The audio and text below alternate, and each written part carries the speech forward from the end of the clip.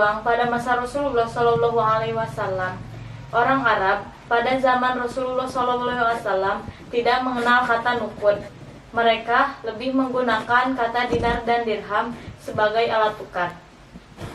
Sedangkan fulus adalah uang tembaga yang juga merupakan uang tambahan untuk membeli barang-barang yang murah. Dinar berasal dari bahasa Romawi, yaitu dari kata denarius yang artinya emas cetakan. Uang emas diterbitkan oleh Raja Dinarius dari kerajaan Romawi. Uang emas sendiri memiliki nilai yang stabil.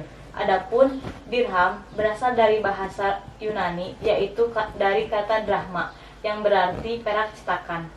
Dirham yang berasal dari Persia, tepatnya dari kerajaan Sasanid.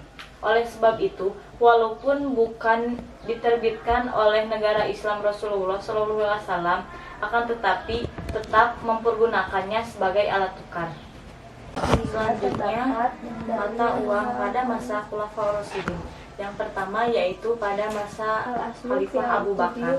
Pada masa pemerintahan Khalifah Abu Bakar, keadaan bentuk uang masih sama dengan masa Rasulullah SAW, yaitu menggunakan dinar dan dirham. Yaitu pada masa Khalifah Umar bin Khattab. Pada tahun 18 Hijriah, yaitu pada masa Khalifah Umar, dicetaklah dirham Islam.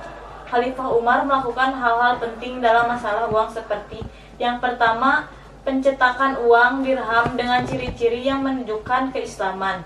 Pada masa ini dibentuk uang hampir sama dengan Persia, namun ada tulisan tambahan seperti Alhamdulillah.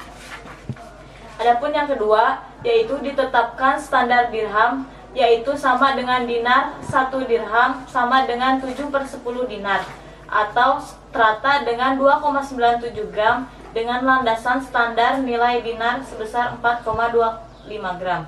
Yang ketiga yaitu Khalifah Umar menetapkan standar koin dinar dan dirham berat 7 dinar sama dengan 10 dirham. Standar dinar emas memakai 22 karat dengan berat 4,25 gram. Sedangkan dirham harus menggunakan perak murni seberat 3,0 gram. Keputusan ini telah ditetapkan para ulama pada masa lalu. Yang ketiga, pada masa Khalifah Utsman bin Affan. Pada masa ini, perkembangan percetakan uang dinar dan dirham dengan memodifikasi dengan menggunakan simbol-simbol Islam. Di dalam uang dinar tersebut tertulis Allahu Akbar. Di atas koin tersebut kata-kata aksara kufi yang artinya rahmat dengan asma Allah. Dengan asma Tuhanku bagi Allah dan Muhammad. Yang terakhir pada masa Khalifah Ali bin Abi Thalib. Pada masa Khalifah Ali bin Abi Thalib, percetakan dirham mengikuti Khalifah Utsman bin Affan. Hanya saja menuliskan di salah satu lingkarannya kalimat Bismillah, Bismillahirobbi dan Robbi Allah dengan tulisan kufi.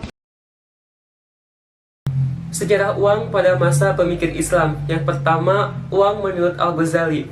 Menurut pandangan Al-Ghazali di dalam karyanya yaitu Kitab Ihya Ulumuddin, ia mengatakan bahwa uang adalah nikmat Allah yang digunakan masyarakat sebagai mediasi atau alat untuk mendapatkan bermacam-macam kebutuhan hidupnya yang secara substansial tidak memiliki nilai apa-apa. Dan pengesahan dan juga penetapan harga hanya boleh dilakukan oleh pemerintah atau institusi resmi yang ditunjuk untuk itu.